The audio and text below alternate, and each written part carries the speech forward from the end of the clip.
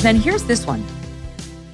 The mother and stepfather of Tyre Nichols, the 29-year-old unarmed black man who died in Memphis at the hands of those 5 cops. Here's what I will say. Everybody was outraged about that video. It was disgusting. But when I saw that his parents were being invited to the State of the Union, I thought, that's not a good idea. You know why? Because it's still the United States of America, and those cops are on trial. They're facing second-degree murder charges. And it's not time yet. Let's wait until we have a conviction, until they've been given due process, and we've had the jury system. Like, look what happened in Kyle Rittenhouse. You had Joe Biden running around calling him a white supremacist. That specific charge was never sustained against Kyle Rittenhouse, nor were the criminal charges against him sustained. He rushed to judgment and convicted this guy in the court of public opinion before his trial. And I agree, what we saw on that tape was horrible. And these guys have been disciplined already by their department. They've been fired. And if that's all that had happened, I think we'd be on safer ground. But the fact that they're facing criminal charges says to me, the parents should not go to the State of the Union. They should not be held up in this way. We should let that play out to preserve the integrity of the process. Am I wrong? It certainly feels like an odd choice, especially considering the circumstances. One, in the president's defense, I suppose, Tyre Nichols is dead. He was killed, and the circumstances seem disconcerting. So expressing publicly your support for the family in this difficult time, okay. But as you pointed out, and I think appropriately, we don't know all of the things that happened here. We don't know what an investigation might yield. My suspicion is that we probably won't learn anything that makes us anything less than sympathetic towards the family. But that said, given what this family has been through and the loss that they've suffered, and the fact that there is this massive criminal investigation and prosecution that is about to get underway, I'm not sure I understand why they would want to participate in an explicitly kind of political public event like this. The State of the Union is not kind of neutral ground. It is the president getting, uproarious applause from his side, and taking shots at the other side and on occasion. It just seems like a kind of odd fit for an event like this, certainly to me anyways. There used to be a tradition. I spend too much time reading old State of the Union addresses and comparing comms. No, it's fun. Somebody send the flowered bus to go get Matt. Not fun. It is not fun, Matt. He needs to be rescued from this weird cult. Richard Nixon in 1971 promised he was going to cure cancer. That's I find that fascinating. Then Joe Biden could just control V some of this stuff and probably will without taking credit for it, judging on his past history. But a tradition up until some point, kind of recently, was always that the president was talking about issues that had something to do with the federal government, including the way it's operated. Something to do with the executive branch. He's extolling Congress that maybe the legislative branch should pay attention to these issues that he finds to be a priority and this type of stuff. And also what's the report on foreign policy and the things that the chief executive has kind of direct impact over. So what would that look like if he was being serious about being head of the executive branch and the Department of Justice in this case or in other cases? It would be something to do, in my civil libertarian heart, would be, we just exonerated or released from jail. And actually, Donald Trump did this. Someone who shouldn't be rotting in jail for the rest of her life because she violated a drug policy that we have since backtracked from. This type of thing, show apology or show kind of empathy for people that the federal government has wronged in the criminal justice system, or say something very, very specific about how either the enforcement of laws and the priority of it, or possible legislation that you could pass would have some positive impact on the way that the criminal justice system is administered in this country. And I'm afraid that none of this is like that anymore. It's just like, this generated headlines. I'm going to deliver sympathy for it and make a spectacle of it. And that's not really, we should think more about the way governance is done in this country instead of just having this instinct to play politics anytime there's a camera crew somewhere. Although you mentioning that, Matt, reminds me. Let me just jump in first, and then I'll give you the floor, Kmele. But how about the fact that Cori Bush is inviting as her guest? She's a member of the squad, for people not familiar, Democrat. She's inviting as her guest Michael Brown Sr., the father of Michael Brown.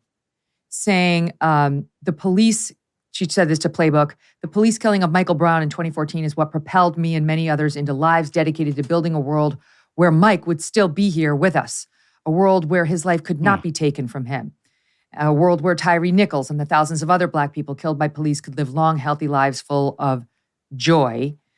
And this is such a lie. It's a lie to bring the father of Michael Brown, who a Black attorney general under a Black president concluded had charged at the officer that he was having the confrontation with, and that his life was taken, sadly but justifiably, by that cop, who everybody wrongly said had his hands up and was saying, don't shoot. That was a lie. And even very well-known Black commentators have come out since, Jonathan Capehart saying, I'm sorry, that was a lie and I shouldn't have pushed it. I should have been more questioning. By the way, Eric Holder's conclusions was based on the testimony. They were based on the testimony of 5 Black witnesses who watched it. Like, to now, like, what is she doing? She never misses a chance to race bait. Sorry, go ahead, Kmele. No, I mean, the conflation of all of these victims as if they are one in the same case is like, it's old hat at this point, but it is also extremely disappointing and distressing if you're someone who actually wants to see reform happen. It simply isn't the case that doing this has been enormously successful. And as Matt was talking, I remember the George Floyd Criminal Justice Reform Act or the George Floyd Policing Act that Joe Biden was pushing during his 2021 State of the Union. And at that point, he called for us to pass this next month. And of course, it didn't get passed. And it is back in the news again. So I suspect, to the extent there is this kind of activity taking place, it may get another mention in the context of this case. But, would it have actually kept Tyre Nichols alive? I don't know. Would it have had any impact in the situation involving Mike Brown? I think what probably would have had more of an impact for Mike Brown towards his advantages, not walking in the middle of the street and not slugging a police officer who tries to stop him. Like, that would probably have saved his life. And talking about things honestly and candidly and respecting facts is important. And I certainly think it's incumbent upon lawmakers to do that.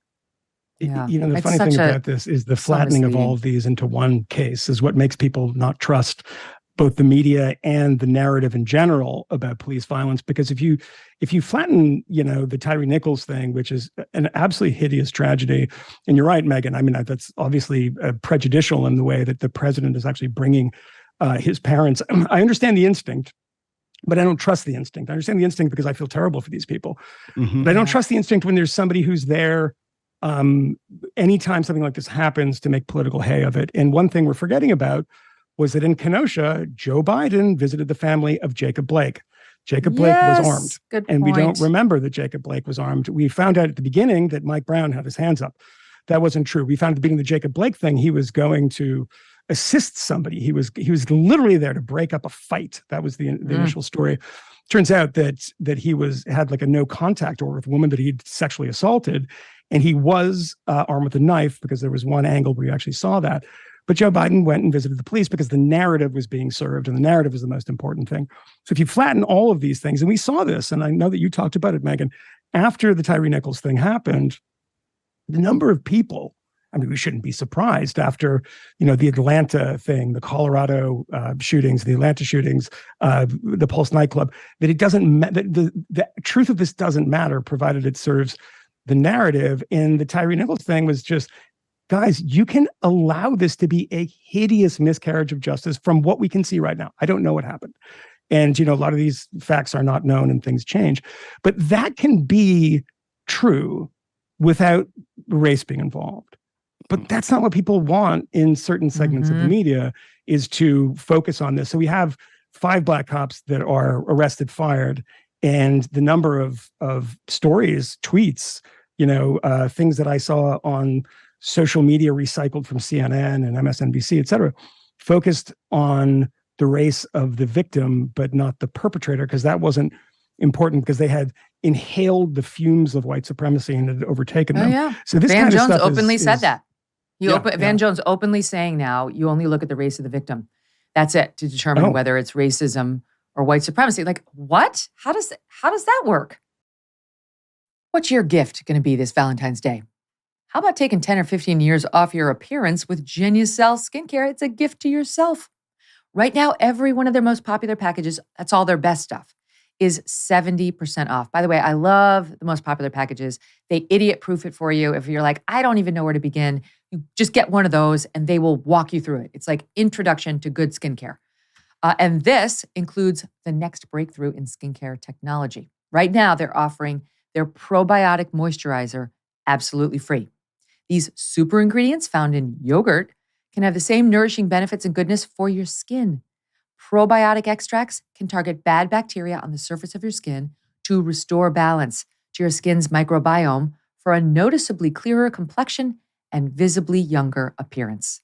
See those fine lines, wrinkles, dark spots, sagging jawline, and even bags and puffiness visibly disappear right before your eyes, thanks to Genucel. Plus, with its immediate effects product, see results in under 12 hours guaranteed or your money back. Go to Genucel.com/MK60 right now. And for the first time ever, every order at Genucel.com from now through Valentine's Day will include a beauty box with 2 luxury gifts. Order now, 2 weeks only.